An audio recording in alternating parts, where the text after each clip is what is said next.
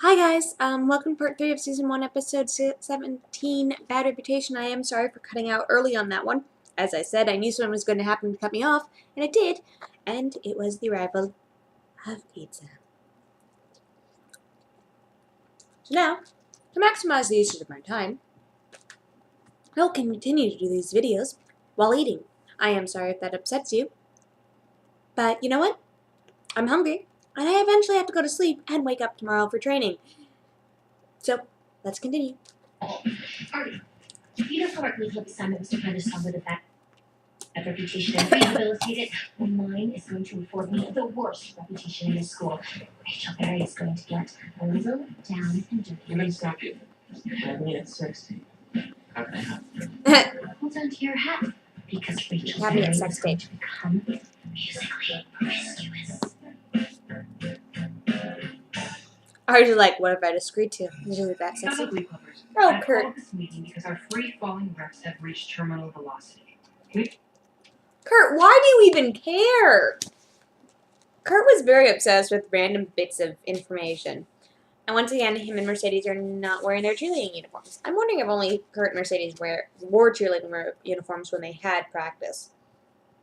Also, because Kurt was like, I'm not wearing the uniform every day. Screw you. We are at DEFCON 1. We're set zeros. They didn't even bother putting us on the list. What does a C-lister do when their tiny star is about to fall off Paris Hilton's radar screen? They cause a scandal so extreme they can no longer be ignored. Artie's just noticed Brittany in the background. Why is she here?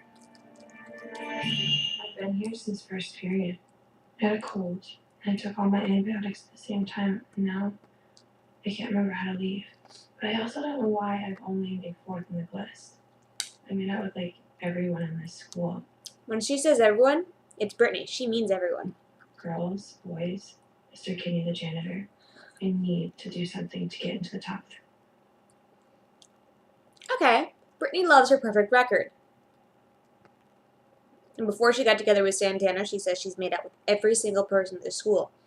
Did she just, like, jump all the girls randomly during practice and stuff? I want fic of Brittany going around just kissing everyone at school. All of them. Mercedes, Tina, Rachel, Jessie. She does Jessie and then Rachel right on after another, and it's like, okay. Kurt only manages to avoid her because he, like, throws up his hand at the last second until, you know. Fine, you're in. In what? We don't even have a plan. What is the worst thing a student could do at this school? Eat cafeteria? No, be a disruption in the library. Kurt, sweetie, baby. No! Be a disruption in the library? Oh, you sweet, innocent penguin. That's nothing. That's nothing at all.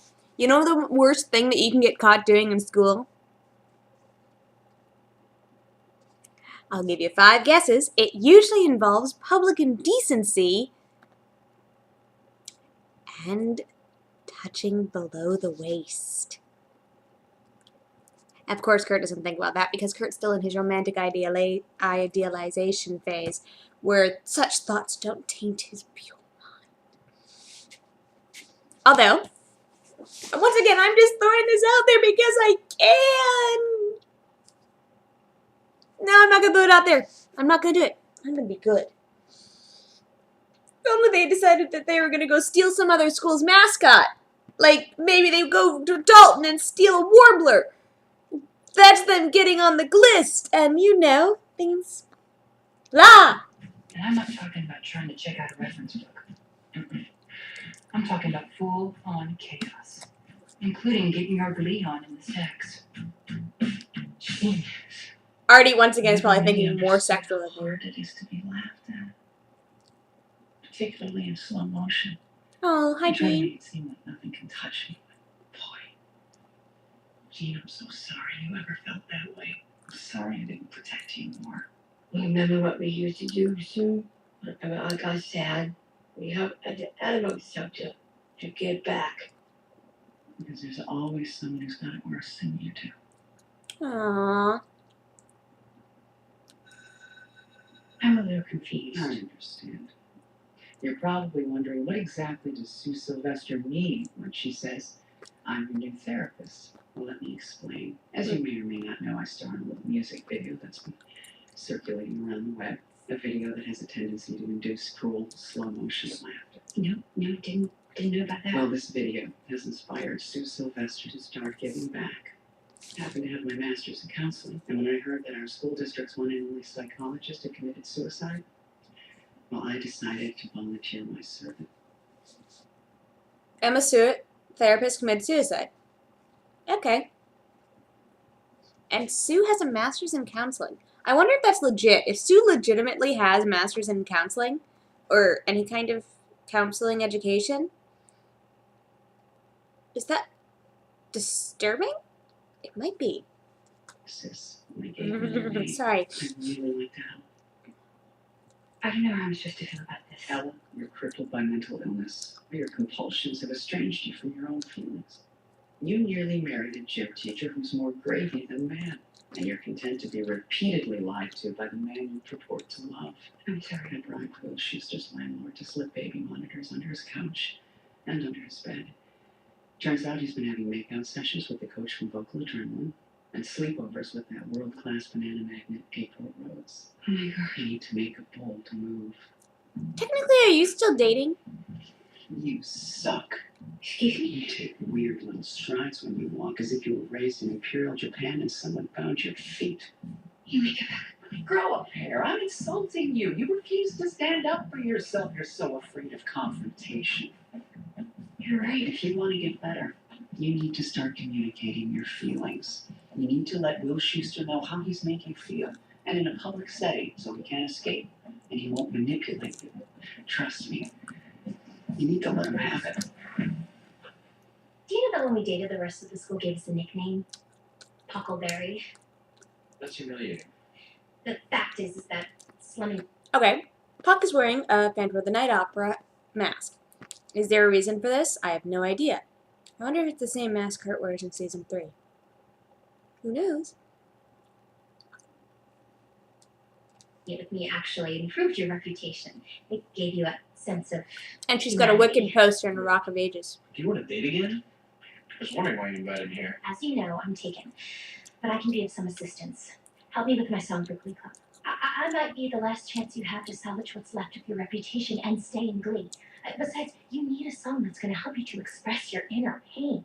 So what song you want to do for your assignment? I've chosen David Geddy's fantastically terrible 70s top 10 hit, Run Joey Run. It's a story song, so you get to play parts. I'm going to play the role of the tragic heroine who dies in the end. Rachel assigns herself the role of... Well, Rachel, of course, picks a song where there are distinct roles in it. Because Rachel is all about playing the role in her own life and assigning other people roles in her life as well. Rachel never stops that. It's one of the problems. I love you, Rachel, honey, sweetie. But you've got to stop assigning people their parts in your story. You've got to stop assigning your own part in your story. You know why? Because by assigning yourself your own character,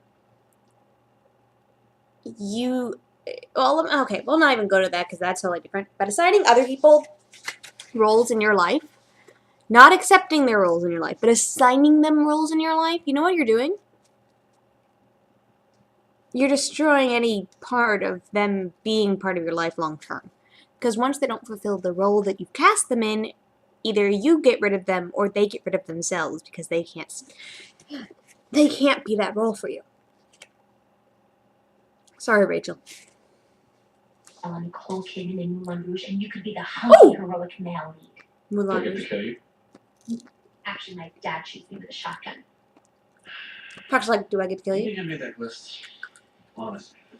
Well, it does sound like something that you would do. God, I'm so tired of people judging me for a few mistakes I made. I try to be a good guy. I go to school and I say, be cool, Buck. Be nice. But by second period, I've got a fire extinguisher in my hands and I'm spraying some dweeb with it, and I don't know how I got there. I understand. I sit in Glee Club and I watch a couple of imperfect performances and a litany of criticisms just start building up inside of me like a volcano, and I keep telling myself to hold it in and then just come bursting out. Granted, generally I'm right, but it doesn't do much for my reputation. It does suck when you do that.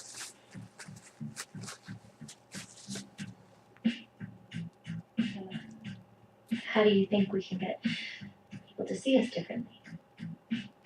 I don't know. I can't do this. You know, whoever made that list is gonna put you at number one when they find out you cheated on that Jesse kid with me. Rachel? Besides, Jesse will never fully understand what it means to meet you. I know I'm ironically turned on by your bad boy image, but I think we should just keep this professional. Alright, I'm out. Why should I stay if there's no chance of us making out?